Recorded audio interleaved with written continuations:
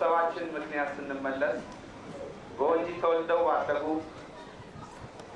የወንጂ ነዋሪ በፍሎራይድ ውሃ ጠንቅ ምክንያት የደረሰበትን የጤንነት ቀውስ በተረዱ ልጆች መነሻ ሀሳብና ትግል ድርጅቶችን በመጠየቅና በማሳመን በተለይ በፍሎራይድ በሽታ ምክንያት የአልጋ ቁራኛ ለሆኑና መንቀሳቀስ ለማይችሉ የቀድሞ የድርጅቱ ሰራተኞች እና ጡረተኞች እንዲሁም ለወንጂና አካባቢው ነዋሪዎች አገልግሎት የሚሆን 500 የዊልቸር እርዳታ ከለጋሽ ድርጅቶች ተሰጥቷል።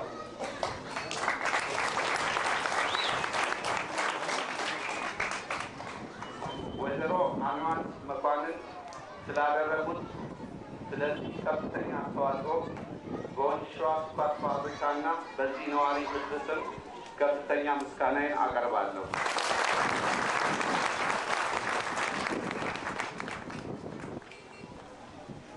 በመቀጠልም ይህንን የተጎዱ ወገኖቻችን ችግር በመረዳት እርዳታቸውን ለለገሱት ፍሪ ዊልቼር ሚሽን ለተባለው ድርጅት እንደዚሁ ከፍተኛ ምስጋናዬን አቀርባለሁ። እርዳታውን ሲያስተባብሩ ከነበሩት ከወይዘሮ አልማዝ መኳንንት ጋር ግንኙነት በማድረግ አስፈላጊውን ዝግጅት በማከናወን ሲሳተፍ ለነበረው ለሕክምና ዋና ክፍል እና ለመሰረታዊ ሰራተኛ ማህበር ከፍተኛ ምስጋናዬን አቀርባለሁ።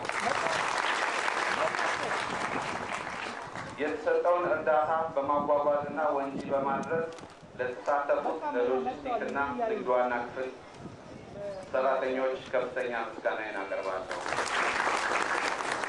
በመጨረሻም እንግዲህ ስላዳመጣችሁኝ አመሰግናለሁ።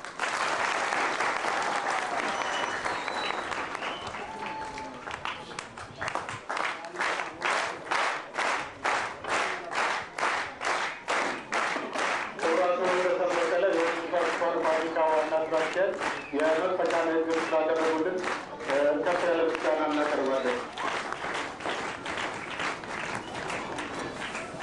በፕሮግራሙ ላይ እንደተገለጸው ዛሬ ከ3 ቀን በኋላ ይከበር የነበረው የኢትዮጵያ የአካል ጉዳተኞች ቀን በዚህ በዞን ደረጃ በወንጂ ከዚህ በዓል ጋር በተጓዳኝ እንዲከበር መደረጉ ይታወቃል። ስለዚህ የምስራቅ ሸዋ ዞን ማህበራዊ ጉዳይ እና የአካል ጉዳተኞች ተወካይ አቶ ያስችለዋል ሽፈራው ይህን በማስመልከት አጭር ንግግር እንዲያደርጉ እንጋብዛለን። ወደዚህ ይመጡልን አቶ ያስችለዋል።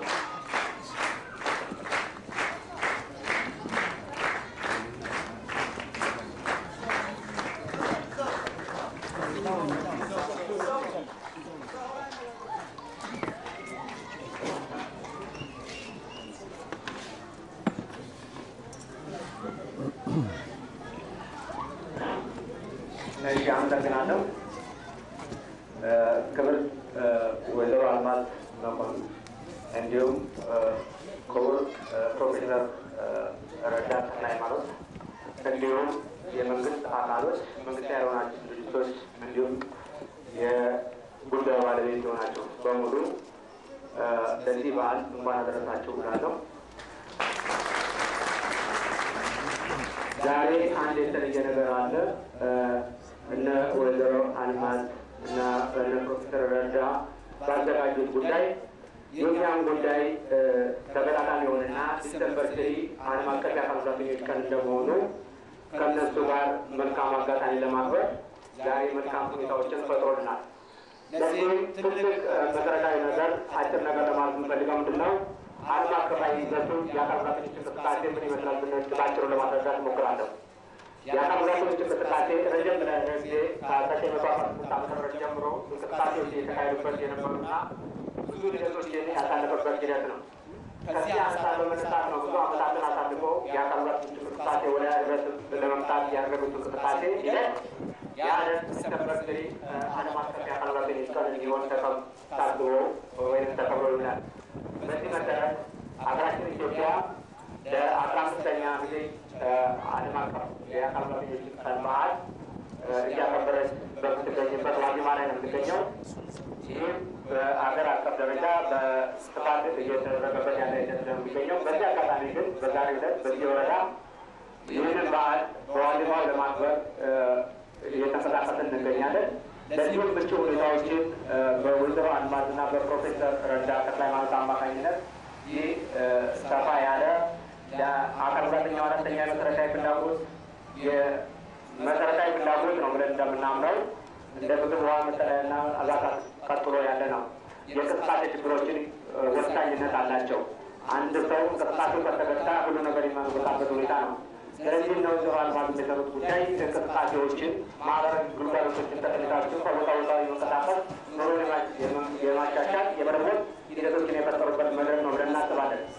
በአጭሩ የአካል ጉዳተኞች እንቅስቃሴ ዓለም አቀፋዊ ይዘት እንዴት ነበረው? በአሁኑ ሰዓት ያለው የአካል ጉዳተኞች እንቅስቃሴ በዓለም አቀፍ ደረጃ ከ600 ሚሊዮን አካል ጉዳተኞች ያሉበት ሂደት ነው። በሀገራችን ኢትዮጵያ ደግሞ ስንመለከት 10% በተባበሩት መንግስታት ወይም በዓለም ጤና ድርጅት WHO አማካኝነት 10% የአካል ወይም የአእምሮ ወይም ጉዳት ያለባቸውን አካል ጉዳተኞች የሚያጠቃልል። ከዚህ አንጻር እንግዲህ የኢትዮጵያ ውስጥ ካለው የህዝብ ብዛት አንጻር ወደ 7.7 ሚሊዮን የአካል የአእምሮ ወይም ጉዳተኞች እንዳሉ ይገመታል። ከዚህ አንጻር መንግስት እየወሰደ ያለው ሁኔታዎች የአካል ጉዳተኞችን እንቅስቃሴ በተመለከተ ከህገ መንግስቱ ጀምሮ አካል ጉዳተኞች የነበረባቸው የጤና ትምህርት የአካል ጉዳተኞች ጤና ትምህርት መባዝ ቁጥር 101/1986 ከማውጣቱ አንጻር በ1989 ዓ.ም የማህበራዊ ደህንነት ፖሊሲዎችንም አውጥቷል። ከዛም በ1974 ዓ.ም እንደዚሁ የድርጅት መርሃ ግብሮችን አውጥቷል። አሁን ደግሞ ሀገራችን ኢትዮጵያ በጣም ትልቅ ለውጥ ያመጣል ተብሎ የሚገመተው የአካል ጉዳተኞችን ህይወት ያመጣል ተብሎ የሚለው የተባበሩት መንግስታት ካውንስል ኮንቬንሽን የኢትዮጵያ መንግስትም ፈርሟል። አሁን የቀረው ነገር ምንድን ነው? በፓርላማው ጸድቆ ወደ ተግባራዊ እንቅስቃሴዎች የሚመጣበት ነው። ይህ እንግዲህ የአካል ጉዳተኞችን የምቹ ሁኔታዎች፣ የትምህርት፣ በአጠቃላይ የማህበራዊ ግልጋሎቶችን እንቅስቃሴ በሙሉ እኩል ተሳትፏዊ ይዘት እንዲኖረው የሚያደርግና ከፍተኛ ራዲካል ቼንጅ የሚያመጣ ሂደት ነው ብለን ነው። ይህ ደግሞ አካል ጉዳተኛው ብቻ ሳይሆን መንግስት ያሉ ድርጅቶች እንዲሁም የጉዳዩ ባለቤት ራሱ አካል ጉዳተኛው ሙሉ ተሳትፎና ከቤት ውስጥ ተሰጥቶበት የነበረ ሁኔታ በእነዚህ በምሳሌያዊ አነጋገር እንደነ ወይዘሮ አልማዝ ከመዋዳው ውስጥ ተቀብረው እንዳይቀሩ በማህበራዊ ግልጋሎቶች ተሳትፎ እንዲያደርጉ የመገለል ሁኔታዎች እንዳይገደባቸው መነከል የሁሉም ድርሻ የሁሉም ተሳትፎ መሆን እንዳለበት ለሁላችንም ትምህርት የሚሰጥ መሆኑን መገንዘብ አለበት። አንዱ በመጨረሻ መናገር የምፈልገው ምንድን ነው? በዓለማዊ ምድራዊ ለመቀነስ ይቻላል። ወደ ኋላ ቀር እንደመሆናችን መጠን የሕክምና አገልግሎቶች አሰጣጥ፣ ሌሎች ከፍተኛ የሆነ የመኪና አደጋዎች በስናል ቀደምት በነበሩ በተለያዩ ጦርነቶች የነበሩባት ጉዳተኞች በተፈጥሮ በሰው ሰራሽ አደጋዎች ሰፋ ያለ የጉዳት ስርጭቶች ሊከሰት የተነበረበት ሁኔታ እንደነበረ ይታወቃል። ስለዚህ ይህንን በጋራ ተባብረን መስራት አለብን። ሁሉም የእኛ ጉዳይ ነው ብለን መመልከት አለብን። የአካል ጉዳተኛው ጉዳይ ነው ወይም በበደል በመጣው ጣጣ ነው የሚባል ነገር ሳይሆን ጉዳት ምንም ጋራንቲ የሌለው ሁሉም ሰው ለዛ ጉዳተኛ ላለመሆን ዋስትና የሌለው መሆኑን የራሳችን ጉዳይ ነው በማለት ሁላችንም ጠንክረን እንድንሰራ እንደነ ወይዘሮ አልማዝ በሞዴልነት እንድንቀጥል አመሰግናለሁ። በወቅቱ ከበራቱ ከመናችሁ እንላለን። አመሰግናለሁ። ፕሮግራም አስመልክቶ ወይዘሮ የትቦርቅ ደረሰና አቶ ማስረሻ አበበ በተከታታይ ስነ ጽሁፍ ያቀርባሉ።